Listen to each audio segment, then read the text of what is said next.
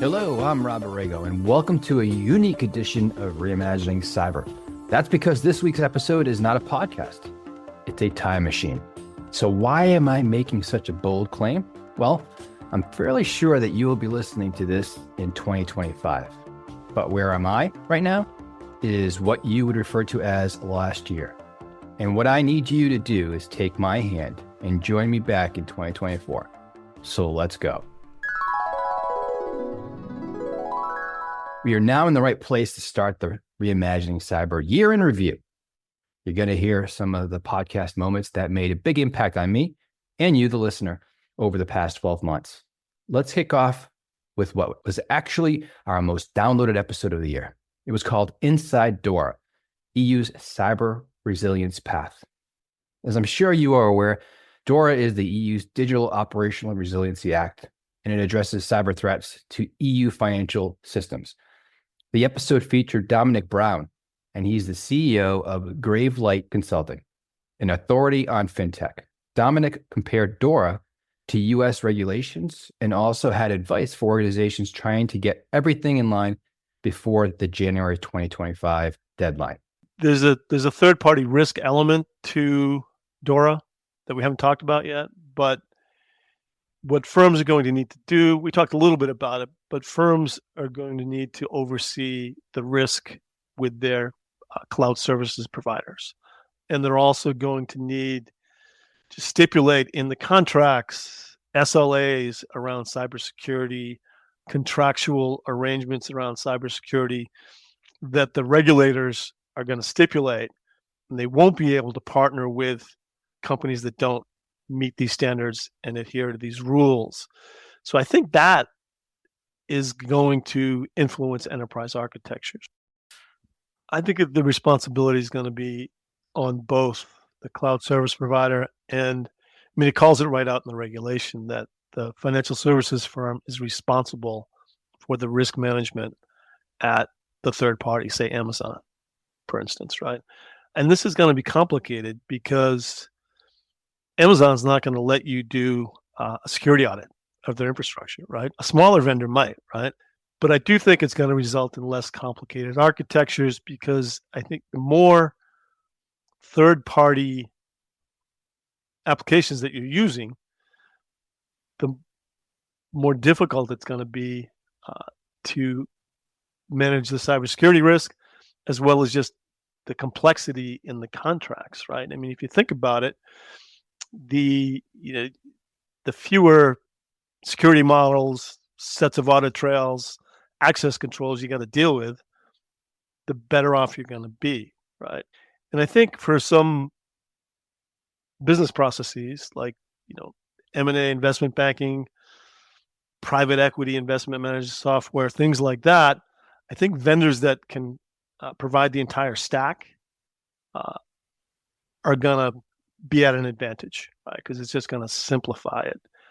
And these lines of businesses, they are not in the weeds when it comes to IT, right? So they're not looking necessarily at the Amazons of the world. They're looking for someone to solve a problem for a specific business process. So I think if you're a reasonably stable vendor that can provide the whole stack, I think you'll be at an advantage.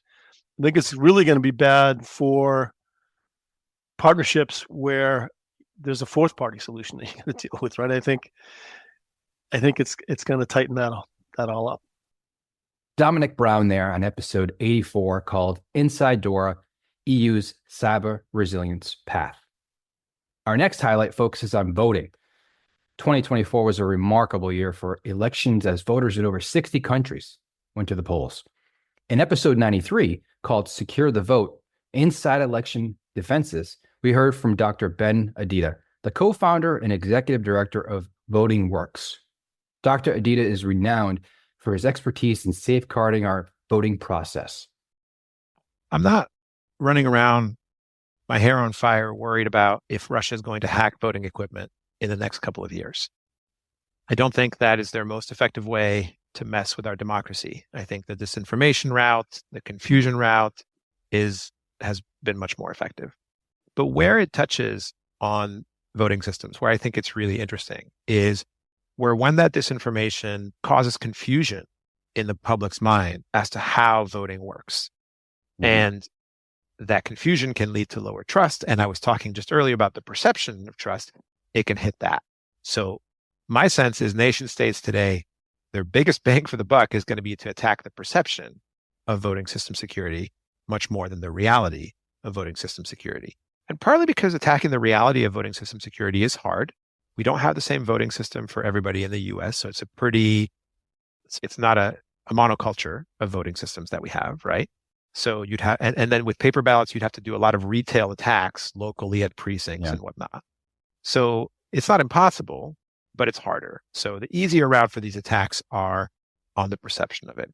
There's also some concerns that there may be real attacks, not just disinformation attacks, on voter registration systems. That's one of the concerns that's been raised recently and then that would probably look mostly like a denial of service attack, right? Where you're removing people from the polls or whatnot, if it were to happen. We know that in 2016 and 2020, there were attempts to attack voter registration systems. We don't know, we're pretty certain that they didn't go too far, but they were certainly attempts to do that. So when I think about the concerns about nation state attackers, in the short term, I think about disinformation and attacks on the perception of how voting systems are secure. I think a little bit about attacks on voter registration systems. That's what I think about in the short term. I'm not deathly worried, but I do think we're reaching a point where, because we're talking about voting systems all the time, just as you mentioned at the beginning of this, you have to keep in mind, we were not talking about voting systems 15, 16 years ago. And so what you had at the time is you had mostly election technology was very niche, very small group of people working on it, dedicated people working on it. But the need for public transparency was basically zero because the public wasn't interested, right? There wasn't a lot of public scrutiny.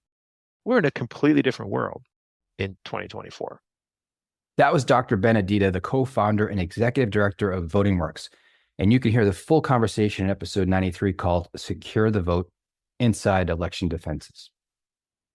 Another episode of the show that really stuck out for me was number 109, and it featured John Brickey, Senior Vice President at MasterCard.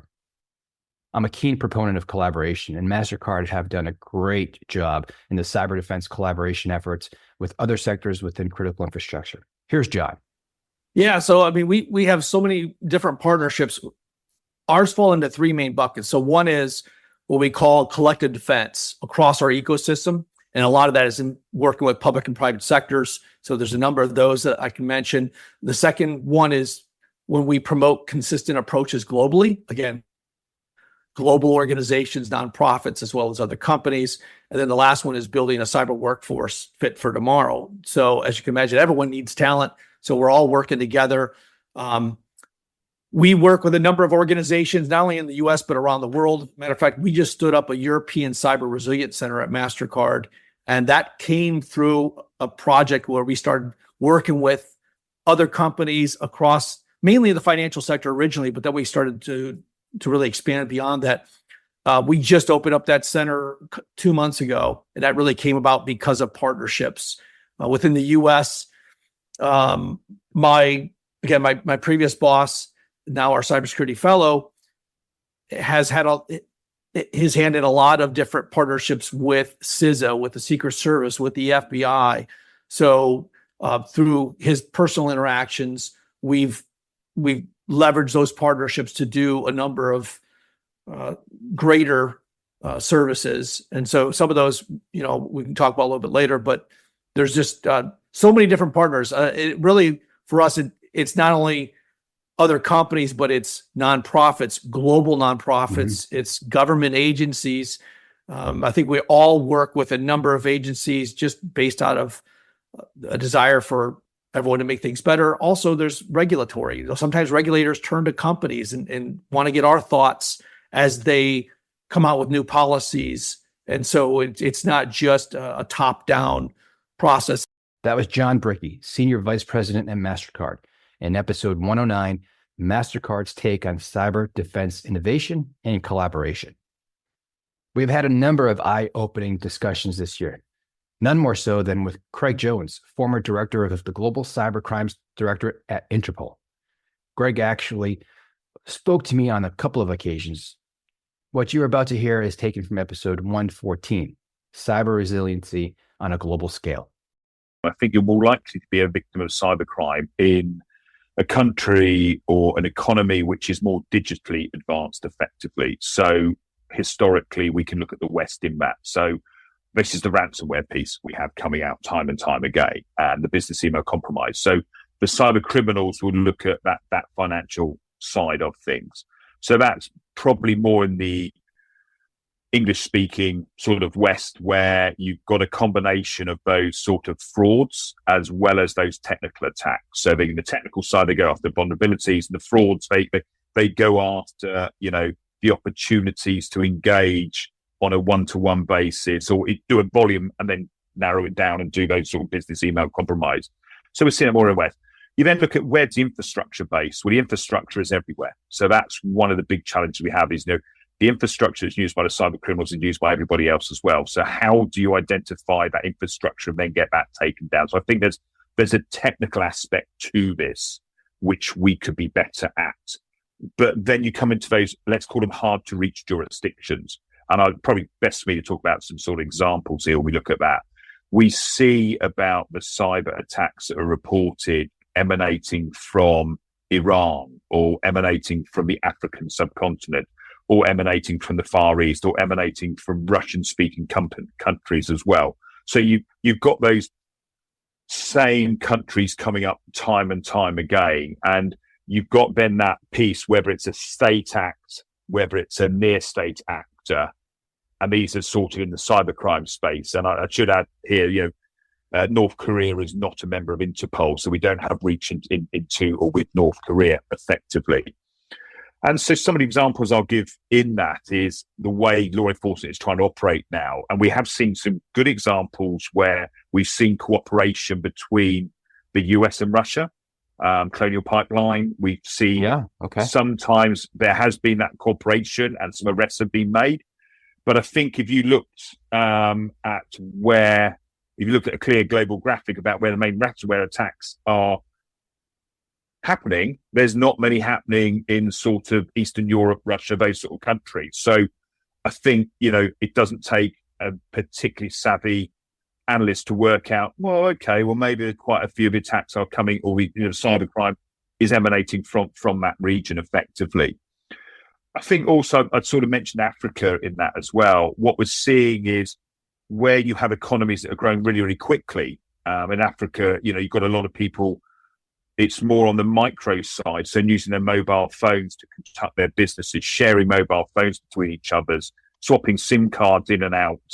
That's potentially more vulnerable. But then you look at, crime emanating, let's say Nigeria, for example. There is an organized crime network in sort of Africa, whether you call it Black Axe, which is a wider organized crime group, or whether you look at some of the smaller villages. And we've seen here where you've got extreme poverty in that country.